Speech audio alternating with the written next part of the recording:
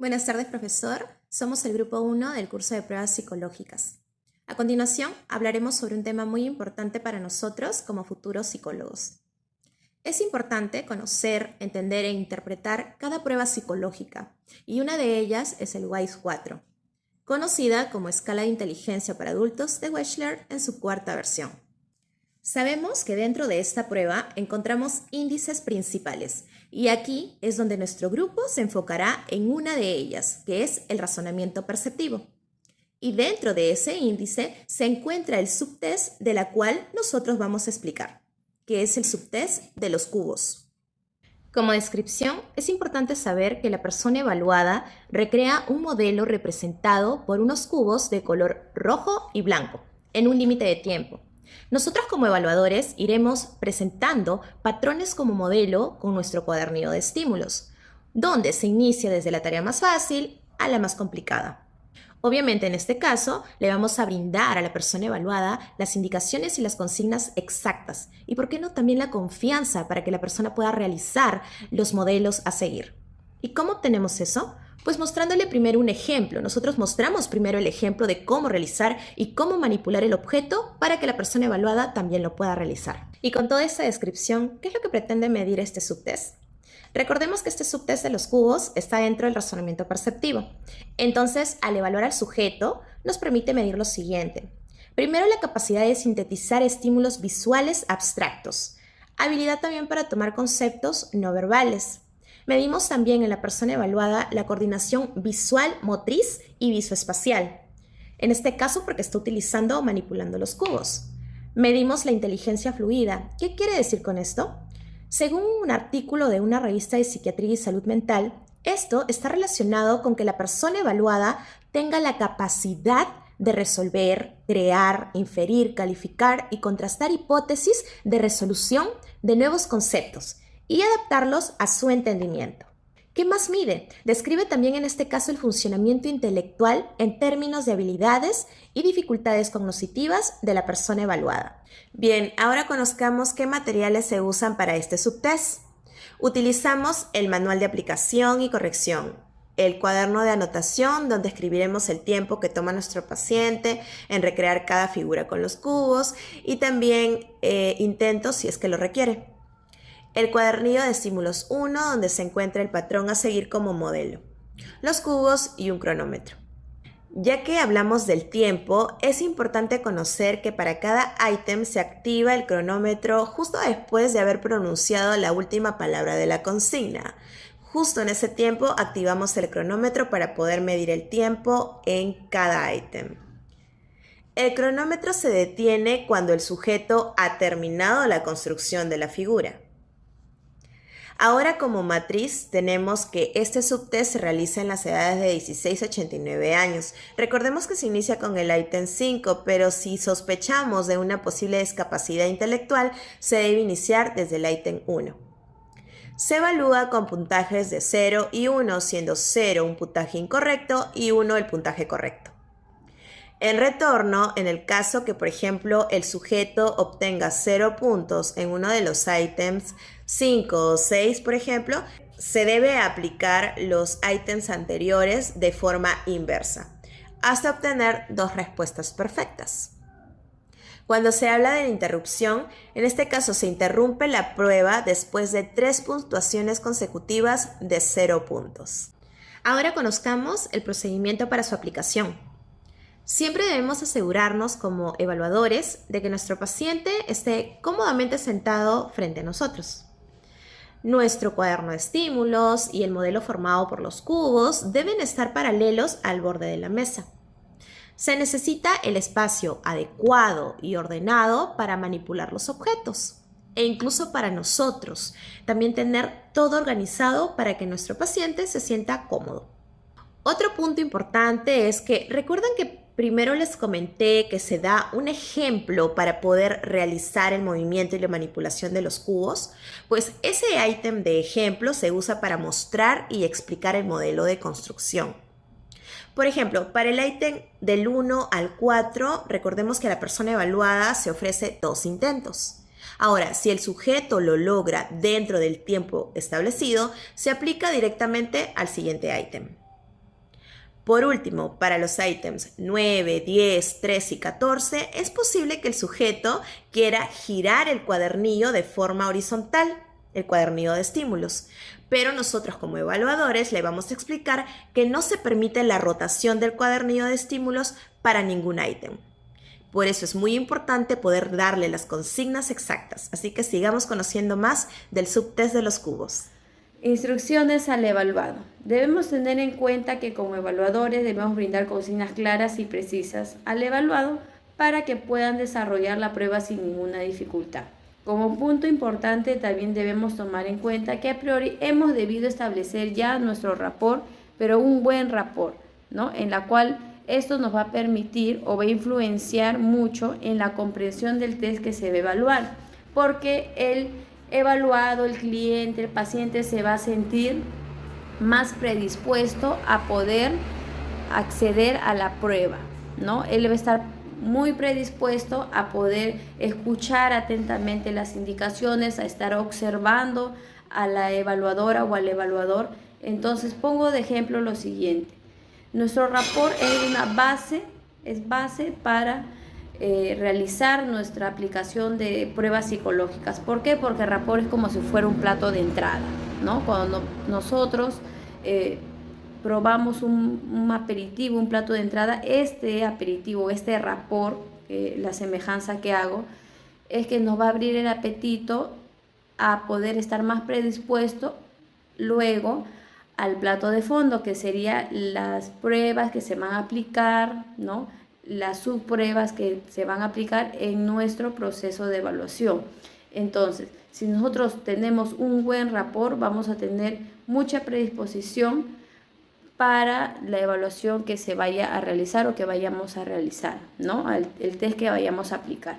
El objetivo de esta prueba es que el evaluado reproduzca el modelo, ¿no? Pueda reproducir el modelo que se le muestre en el cuadernillo de estímulos, utilizando cubos del color pues, que muestra el diseño de cubos, que es rojo y blanco. La consigna sería que se coloquen los cubos frente al evaluado, se tome uno de los cubos y se le mencione, mire estos bloques, ¿no? Observe estos bloques, son todos iguales. Algunas de las caras son rojas, algunas de las caras son blancas, otras tienen ambos colores.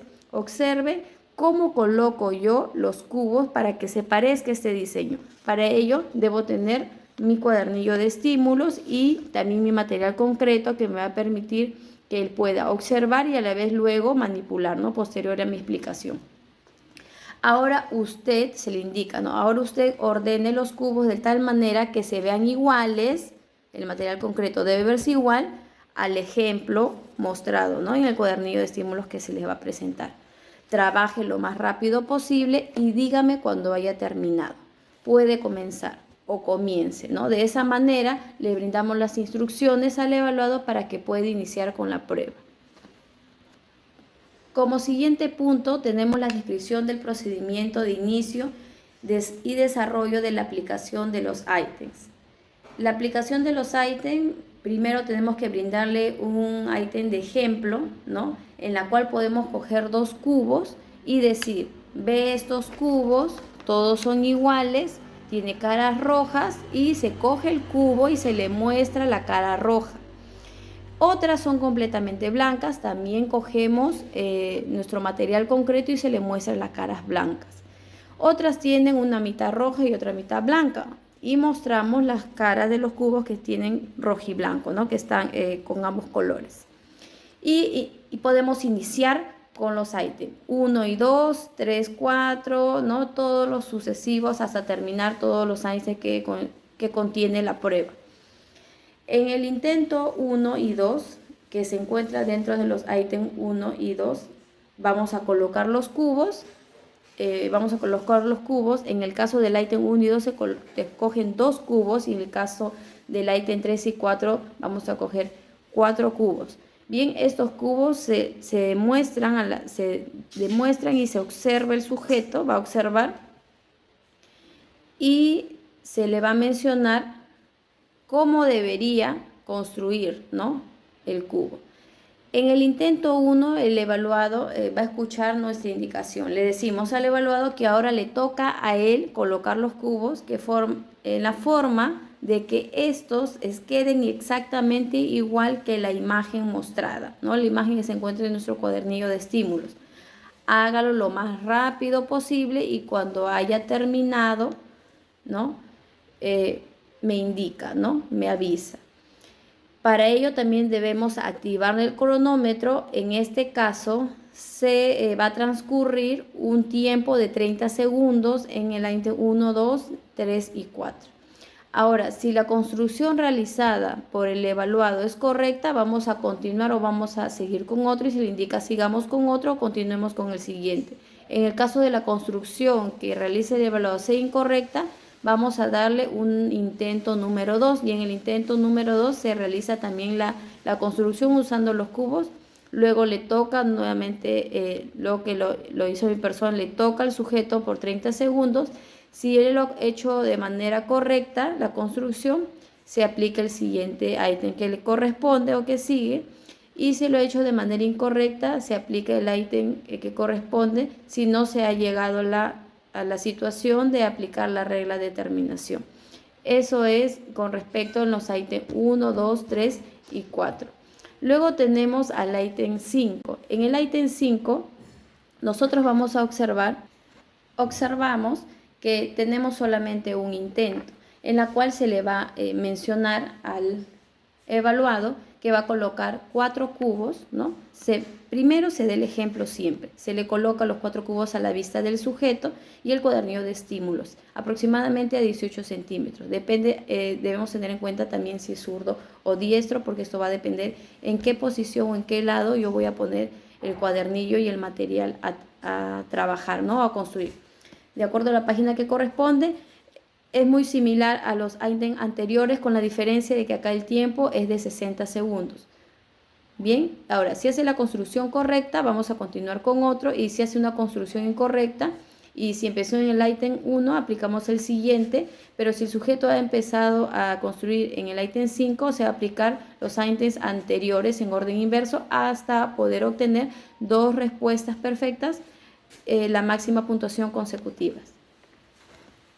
En el ítem 6, aquí también el tiempo es de 60 segundos, se le dan las mismas indicaciones. Si la construcción es correcta, se va al siguiente ítem, y si la construcción es incorrecta, de la misma forma, se le indica si ha comenzado de la 1, se pasa a la siguiente, y si ha comenzado del ítem 5, se va a aplicar el ítem que corresponde, ¿no? Si no ha llegado a la situación de aplicar la regla de terminación. En el ítem del 7 al 10, en cuanto al tiempo, es de 60 segundos de igual manera. Bien, y aquí va a coger 4 cubos y se va a colocar a la vista del evaluado, en la cual se le va a mostrar un ejemplo de cómo se construyen los cubos, y él va a reproducir de la misma manera, pero con el tiempo ya mencionado de 60 segundos. Si el sujeto lo hace bien, ¿no? En la construcción del cubo, de la imagen, si el sujeto entiende muy bien ya a partir de este número del 7 al 10 las consignas, entonces pueden abreviarse lo que uno va mencionando, las consignas que le va diciendo, uno puede ir abreviando, ¿no? Para no estar repitiendo a cada momento o en cada ítem lo mismo, ¿verdad? Entonces, si lo hace bien, le quedó claro, continúo. Y si tiene alguna dificultad, no ha llegado a aplicar la regla de terminación, entonces hay que tratar de regresar o retornar a lo antes indicado. En el ítem 11 al 14, el tiempo es mayor, es de 120 segundos, que equivale a 2 minutos, por el hecho de que acá se van a colocar 9 cubos, se le va a mostrar al sujeto un ejemplo en el cual él también va a tener que reproducir, ¿no? Le decimos que él debe colocar los cubos de forma que sean exactamente iguales a lo mostrado en el cuadernillo de estímulos. Si el sujeto entiende muy bien la tarea, puede abreviarse las consignas, ya no hay necesidad de volver a repetirle lo mismo y aplicar el ítem siguiente si no se ha llegado a la situación de aplicar la regla de terminación.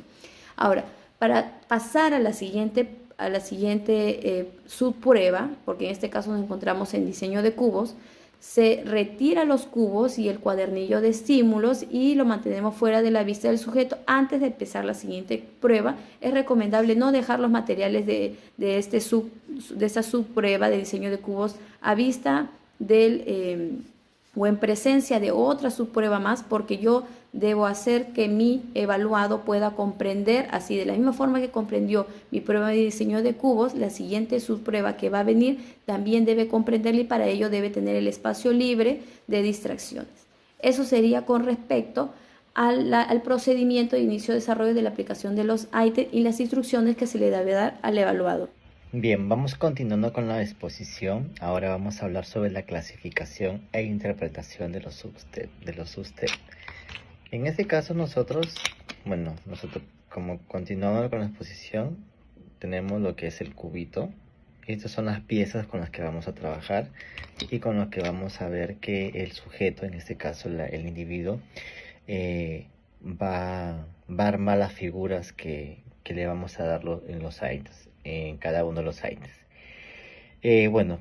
Continuando con ello, la puntuación. Al hacer la puntuación tenemos que anotar nosotros en segundos el tiempo empleado para completar cada ítem.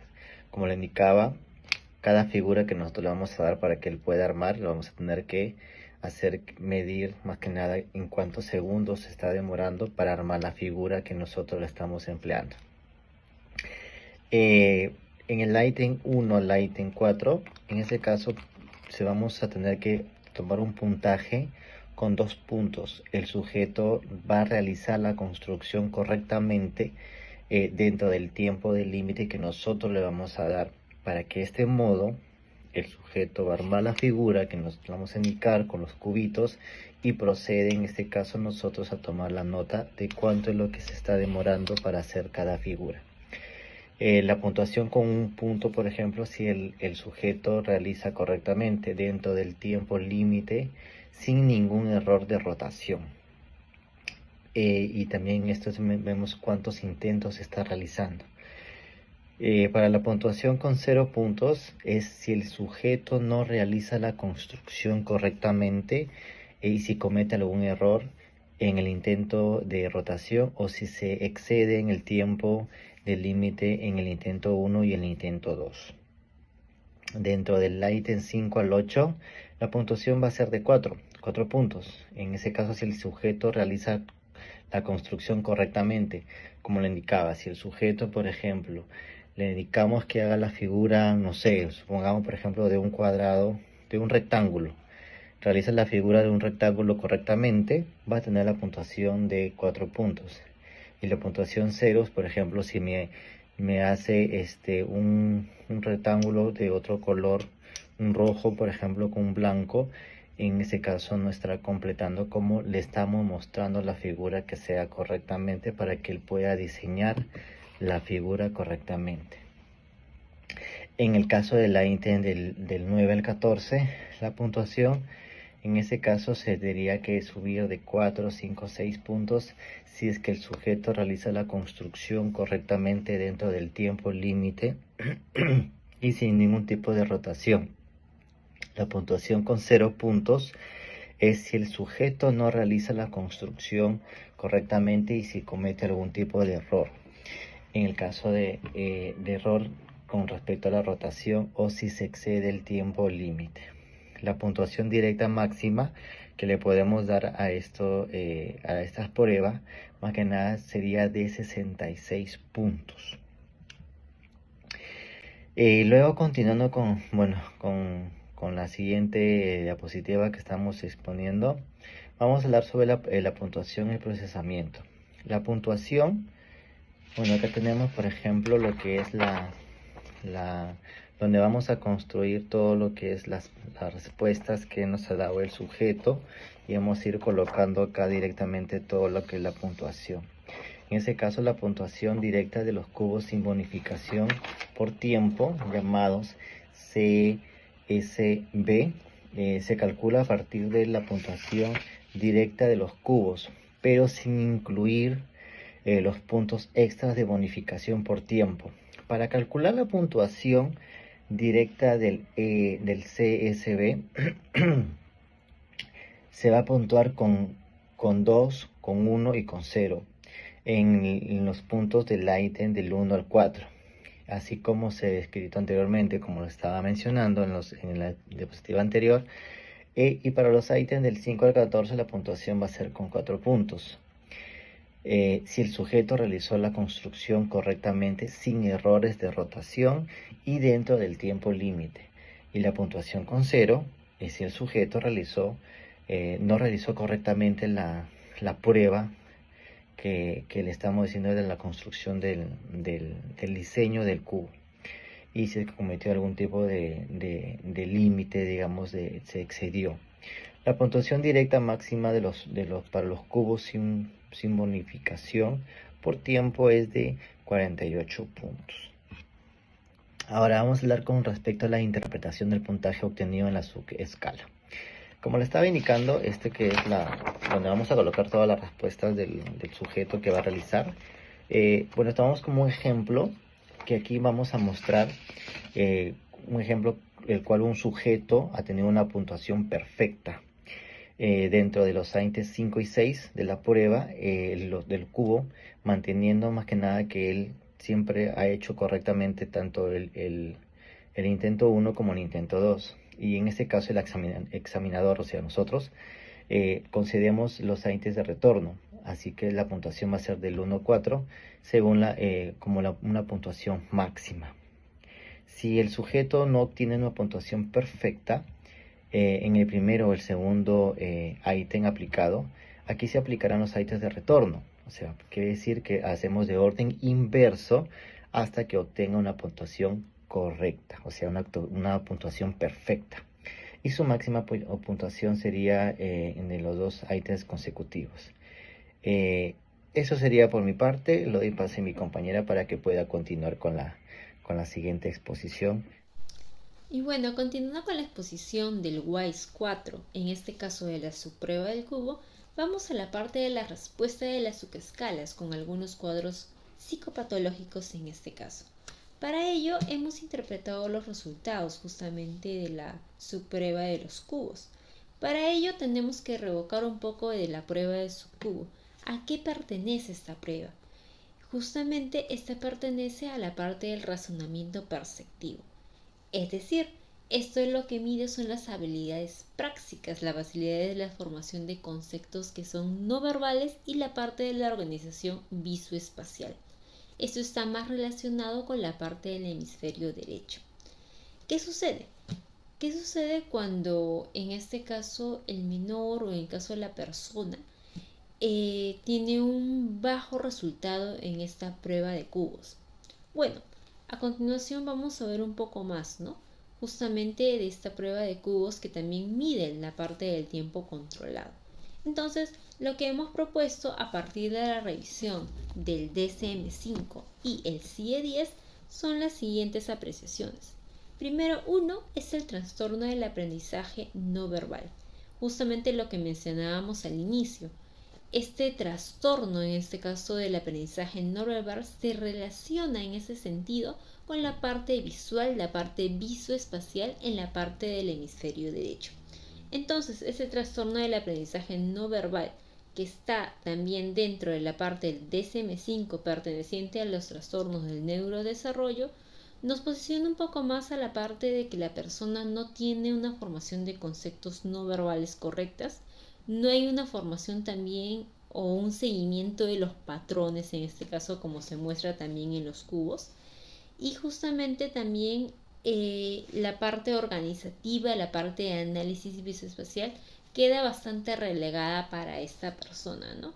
Entonces, mediante este trastorno se ve justamente la consecuencia, ¿no? Con la prueba del cubo.